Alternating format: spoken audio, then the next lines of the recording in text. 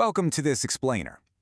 If you're like most people, your newsfeed is probably just absolutely dominated by the latest controversies and sweeping national policy decisions coming out of Washington, D.C. Right? It's super easy to get caught up in all the drama of the federal government, but today we're going to look at a massive, often completely overlooked force that quietly shapes almost every aspect of your life. We're talking about the power next door, your state and local governments. Let's just run through the agenda real quick. We're covering 4 key areas today. 1. The tug of war. 2. When locals go broke. 3. Your state's political culture. And 4. The power of governors. So I want to start by posing a question that kind of challenges where we usually put all our attention. Who really impacts your daily life more? Is it the lawmakers in Washington, D.C., or the folks sitting in your local city hall and state capitol? It's a pretty provocative thought, especially since national politics gets practically all the social media buzz these days. To answer that, literally just think about your morning routine. The clean water you use to brush your teeth, the paved roads you drive on to get to work or school, and yeah, that final tuition bill you pay for your college education. These are all administered, funded, and managed by state and local governments. They are the real MVPs of your daily existence. So if you want to understand how your life is actually governed, you've really got to understand the mechanics of subnational government.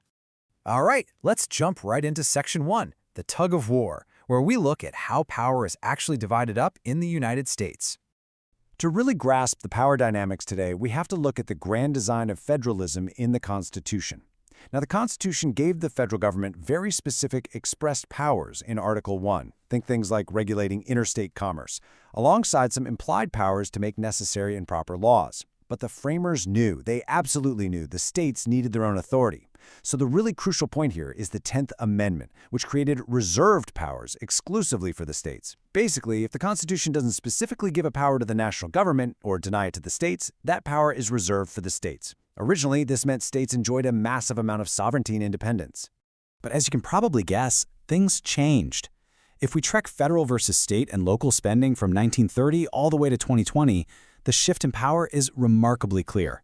State spending was actually higher in the early 1930s, but then, wow, there was a massive spike. Major events like FDR's New Deal during the Great Depression, World War II, and later LBJ's Great Society programs in the 1960s, like Medicare and Medicaid, caused federal spending to just completely skyrocket past the states. And, as we know, in government, money equals power. So as the federal government gained all these massive financial resources, they started to dictate the terms. They began using what are called categorical grants, which is essentially money given to states, but with very strict conditions attached. Over time, the federal government even started issuing unfunded mandates, literally requiring states to do things without giving them a single dime to actually do it. Talk about frustrating, right? This created so much tension that the Unfunded Mandates Reform Act of 1995 was passed just to provide some transparency and try to rein in these aggressive federal demands. And that brings us to Section 2, when locals go broke. We've seen the federal-state tug-of-war, so let's zoom in one layer further and see what happens when local municipalities face the financial squeeze.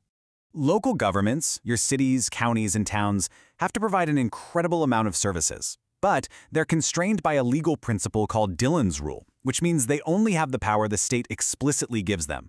Their financial reality is highly constrained. When we break down local revenue funding sources, a massive 36% comes from intergovernmental transfers, meaning they rely super heavily on money trickling down from the state and federal levels.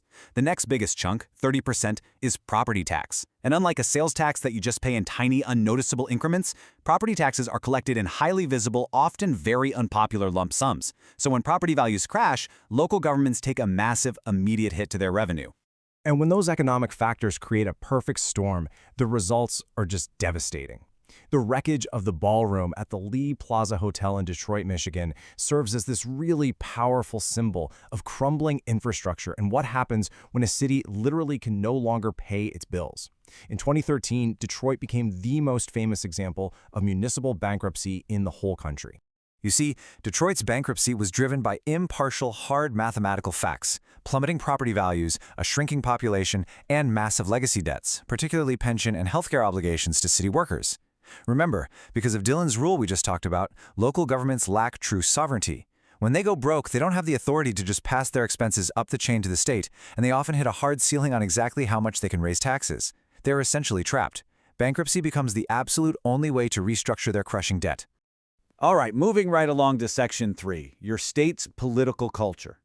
We really need to ask, why do states behave so differently with the power and money they actually do have? To understand this, we look at Daniel Alazar's theory of state political culture. Back in 1966, Alazar proposed that early immigration patterns across the United States established three very distinct political cultures that still exist today: moralistic, individualistic, and traditionalistic. As settlers moved from the East Coast over to the West, they carried their own distinct beliefs about the role of government, the need for citizen participation, and even the nature of politics itself. Let's break these down. Okay, so the crucial takeaway here is how differently these three cultures view the entire purpose of government.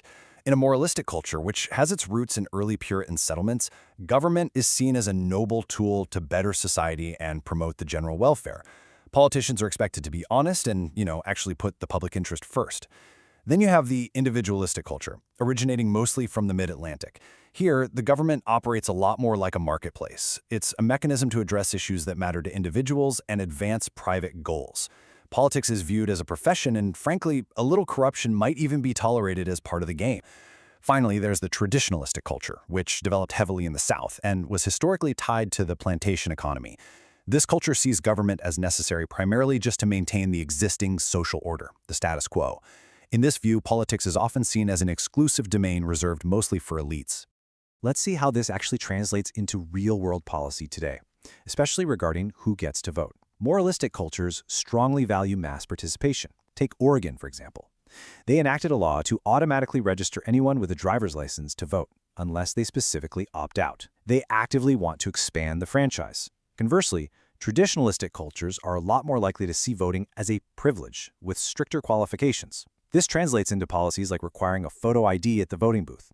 Now, the sources outline this very neutrally. Conservatives argue voter ID laws eliminate fraud, while liberals argue they act as a modern-day poll tax that disenfranchises the poor. But the underlying cultural difference, at its core, is about whether government should actively push for maximum mass participation or instead maintain strict traditional barriers to entry.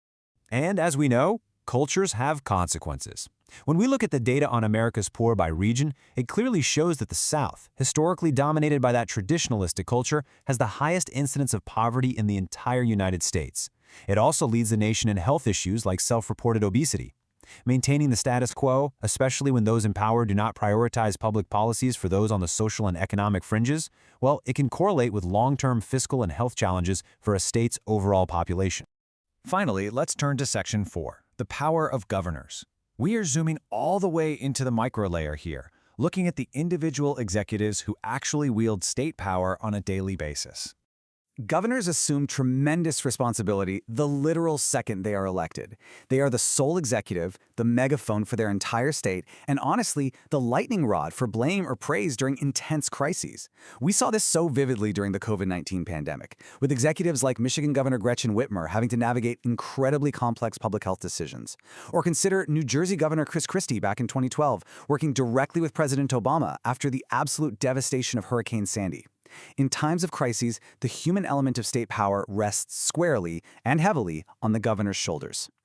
But their day-to-day power? That is built on a very robust formal toolkit.